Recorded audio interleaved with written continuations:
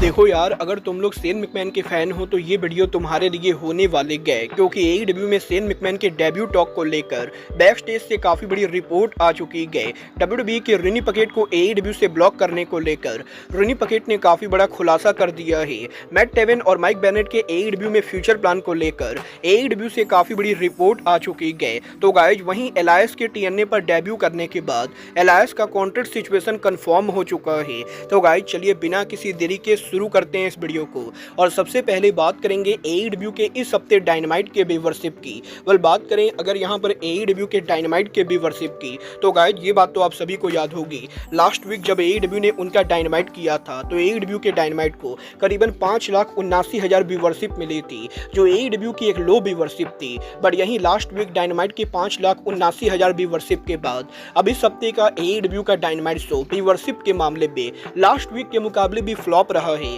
क्योंकि इस हफ्ते एईडब्ल्यू के डायनामाइट को मात्र यहां पर 5,63,000 व्यूअरशिप मिली गए, जो लास्ट वीक के मुकाबले भी करीबन 2.5% कम है। और ये कहना बिल्कुल गलत नहीं होगा कि व्यूअरशिप के मामले में एईडब्ल्यू के इस हफ्ते का डायनामाइट शो एईडब्ल्यू का एक मेजर फ्लॉप शो रहा है। और वैसे तो एईडब्ल्यू के इस हफ्ते का डायनामाइट शो स्टोरी लाइन के मामले में एईडब्ल्यू के 2025 का one of the best dynamite था, बट इसके बावजूद भी व्यूअरशिप के अंदर एईडब्ल्यू के डायनामाइट यहां पर बुरी तरह से फ्लॉप हुआ है। देखना दिलचस्प होगा कि नेक्स्ट वीक एईडब्ल्यू के डायनामाइट को कितनी व्यूअरशिप मिलती है। बट गाइज चलिए फिलहाल आगे बढ़ते और बात करते हैं डब्ल्यूडब्ल्यूई के फॉर्मर सुपरस्टार एलायंस की। गाइज ये बात तो हम सभी लोगों को मालूम है, पिछले काफी दिनों से इस चीज को लेकर रूमर चल रही थी कि एलायंस यहाँ पर एईडब्ल्यू या टीएनए में किसी को ज्वाइन करने वाले गए। और originally wrestling observer Dave Meltzer के द्वारा ये रिपोर्ट दिया गया था कि एलायंस ने आरओएच रेसलिंग के साथ कॉन्ट्रैक्ट साइन कर लिया है। बट इसके बाद यहाँ पर फाइटफुल सेलेक्ट ने यह कंफर्म किया था कि टोनी खान की कंपनी ने एलायंस को साइन नहीं किया है। और करेंटली यहाँ पर एलायंस टीएनए और एईडब्ल्यू दोनों के साथ बात कर रहे गए। और यहीं एलायंस के कॉन्ट्रैक्ट को लेकर इन सभी रूमर्स के बाद आज यहाँ पर ओरलैंडो में टीएनए रेसलिंग के वीकली लाइव शो के ऊपर एलायंस ने टीएनए रेसलिंग के ऊपर उनका शॉकिंग डेब्यू किया, जहां पर एलायंस शो के ओपनिंग के ऊपर ही हमें यहाँ पर जोई हेनरी के साथ टीम अप करते हुए दिखाई देते गए। और जोई हेनरी एलायंस आज यहाँ पर शो के मेन इवेंट के ऊपर हमें यहाँ पर टैग मैच में रसल करते हुए दिखाई देते गए। और यहीं एलायंस के टीएनए में शॉकिंग डेब्यू और रसल करने के बाद अब एलायंस के कॉन्ट्रैक्ट को लेकर फाइटफुल की तरफ से मेजर रिपोर्ट आ चुकी है, जहां पर फाइटफुल सेलेक्ट ने यह कंफर्म कर दिया है कि एक टाइम के ऊपर एलायंस आरओएच और टीएनए दोनों से बात कर रहे थे। और अब यहां पर एलायंस के टीएनए पर डेब्यू करने के बाद एलायंस ऑफिशियली टीएनए रेसलिंग के साथ कॉन्ट्रैक्ट साइन कर चुके हैं, जिसका मतलब ये है कि एलायंस यहां पर अब ना तो आरओएच के अंदर आने वाले गए और ना ही एईडब्ल्यू के अंदर आने वाले गए। और टीएनए रेसलिंग के एलायंस को साइन करने के बाद यूएसए के अंदर एलायंस अब टीएनए रेसलिंग पर वीकली बेसिस के ऊपर काम करेंगे।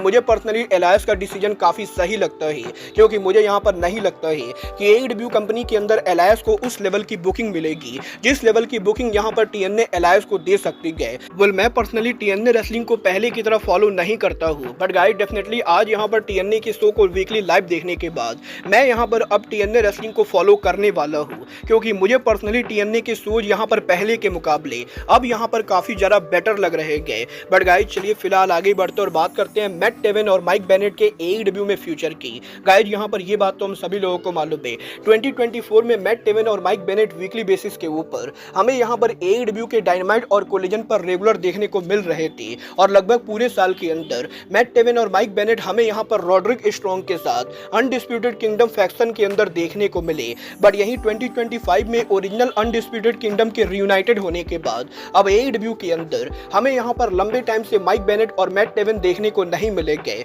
और जहां अब एईडब्ल्यू के टेलीविजन के ऊपर एडम कोल, रॉड्रिक स्ट्रॉन्ग और काइल ओराइली का रियूनियन हो चुका है, वहीं यहां पर मैट टेवन और माइक बेनेट एईडब्ल्यू के अंदर शो के ऊपर अपीयर भी नहीं हो रहे गए। और इसका रीजन ये है कि एईडब्ल्यू के अंदर करंटली यहां पर मैट टेवन और माइक बेनेट के पास कोई भी प्लान नहीं गए। गाइस यहां पर फाइटफुल सेलेक्ट ने यह कंफर्म किया है कि एईडब्ल्यू कंपनी 2024 में वैसे तो रॉड्रिक स्ट्रॉन्ग, मैट टेवन और माइक बेनेट को एक साथ अनडिस्प्यूटेड किंगडम स्टोरी लाइन में चला रही थी, बट अब जबकि अनडिस्प्यूटेड अनडिस्प्यूटेड किंगडम के अंदर ओरिजिनल फैक्शंस के मेंबर्स का रियूनियन हो चुका है, तो AEW कंपनी के पास करंटली इस चीज को लेकर कोई भी प्लान नहीं गए कि मैट टेवन और माइक बेनेट इस पूरे सिनेरियो में कैसे फिट होंगे। और जब तक यहाँ पर AEW के पास मैट टेवन और माइक बेनेट को टीवी पर लाने के लिए कोई बढ़िया क्रिएटिव आइडिया नहीं बनता है, तब तक यहाँ पर उन्हें टेलीविजन से ऑफ रखा जाएगा। बल देखना दिलचस्प होने वाला है कि मैट टेवन और माइक बेनेट AEW के टेलीविजन पर रिटर्न कब करते गए। बट गाइस चलिए फिलहाल आगे बढ़ते और बात करते हैं AEW की back stage interviewer Rini pocket की। वेल गाइस ये बात तो हम सभी लोगों को मालूम है,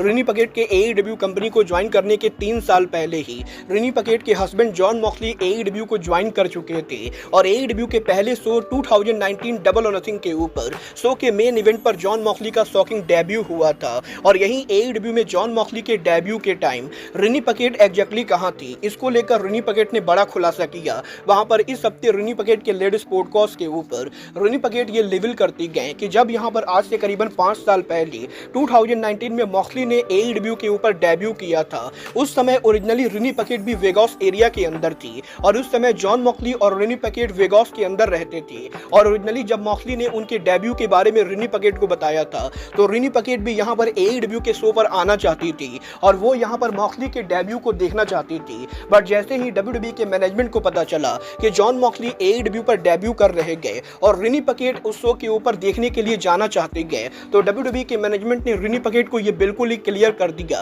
कि रिनी पकेट AEW के शो पर नहीं जा सकते गए। और रिनी पकेट ना तो AEW के बैक स्टेज एरिया पर जा सकते गए, ना ही AEW के क्राउड के अंदर बैठ सकते गए, क्योंकि WWE कंपनी ये नहीं चाहती गए कि उनके कंपनी का कोई भी कॉन्ट्रैक्टेड ऑफिशियल AEW के शो के ऊपर अपीयर हो। और WWE के रिनी पकेट को ब्लॉक करने की वजह से रिनी पकेट चाह कर भी AEW के शो पर नहीं आ पाई थी। और रिनी पकेट का ये कहना है कि 2019 में जब AEW का फाउंडेशन हुआ था, उस समय WWE कंपनी AEW को लेकर काफी ज्यादा स्ट्रिक्ट थी। और WWE कंपनी ये बिल्कुल ही क्लियर रखती थी कि WWE का कोई भी रेसलर या बैक स्टेज ऑफिशियल AEW के शो पर ना जाए। वेल गाइस ये तो बात है रिनी पकेट के AEW पर अपीयर होने की। बट गाइस चलिए फिलहाल आगे बढ़ते और बात करते हैं WWE सुपरस्टार शेन मैकमैन की। वेल गाइस ये बात तो हम सभी लोगों को मालूम है, आज से करीबन 5 महीने पहले शेन मैकमैन और टोनी खान की सोशल मीडिया पर एक पिक्चर वायरल हुई थी, जहां पर सैटरडे नाइट के ऊपर AEW कोलिजन के बाद टोनी खान को एयरपोर्ट के ऊपर एयरपोर्ट के प्राइवेट रूम में शेन मैकमैन के साथ देखा गया था। और 5 महीने पहले टोनी खान और शेन मैकमैन के प्राइवेट मीटिंग के इस पिक्चर के बाहर आने के बाद से ही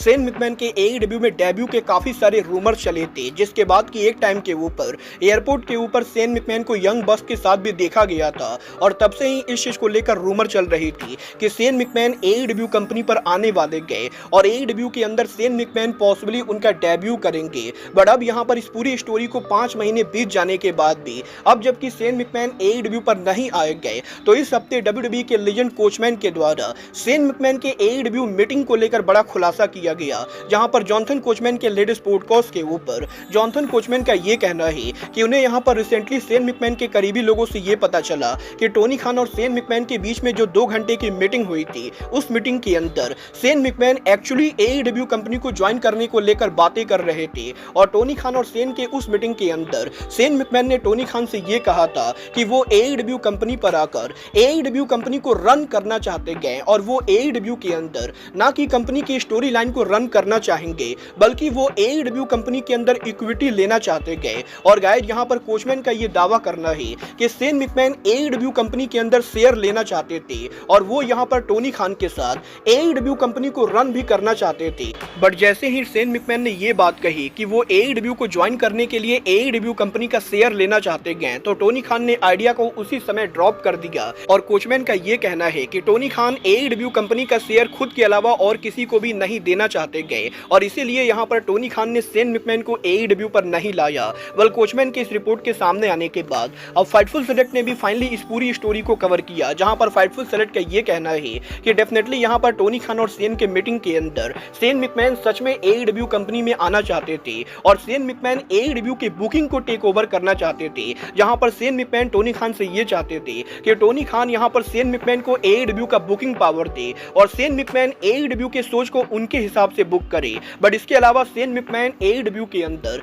AEW कंपनी का कुछ परसेंटेज का इक्विटी भी चाहते थे ताकि वो AEW कंपनी के शेयर होल्डर बन सके। और गाइस यहाँ पर फाइटफुल सेलेक्ट का ये कहना है कि टोनी खान डेफिनेटली ये नहीं चाहेंगे कि उनके कंपनी के अंदर मैकमैन फैमिली के किसी भी आदमी का कोई भी शेयर रो और टोनी खान डेफिनेटली एडब्ल्यू कंपनी की बुकिंग को भी किसी और इंसान को तो बिल्कुल भी नहीं देने वाले गए। और इन्हीं सभी रीजंस की वजह से टोनी खान और शेन मैकमैन के उस मीटिंग के बाद टोनी खान ने दोबारा कभी भी शेन मैकमैन को कांटेक्ट नहीं किया और एडब्ल्यू के द्वारा शेन मैकमैन को हायर करने के आइडिया को वहीं ड्रॉप कर दिया गया, क्योंकि टोनी खान ना तो एडब्ल्यू के अंदर शेन मैकमैन को कंपनी का कोई भी शेयर देने वाले गए, ना ही टोनी खान एडब्ल्यू के अंदर उनके अलावा किसी और को शो को बुक करने देंगे। और इसीलिए आप लोग ये मानकर चल सकते हो कि शायद यहां पर शेन मैकमैन अब एडब्ल्यू पर कभी भी नहीं आएंगे। बोला आपको क्या लगता है, टोनी खान को कंपनी का शेयर देकर शेन मैकमैन को एडब्ल्यू पर लाना चाहिए था या नहीं? आप लोग मुझे कमेंट करके बताएंगे। बट गाइज अब आज के इस वीडियो में बस इतना ही। मैं मिलता हूं आपसे अपने अगले वीडियो में। बट गाइज तब तक के लिए good bye, good night and bang.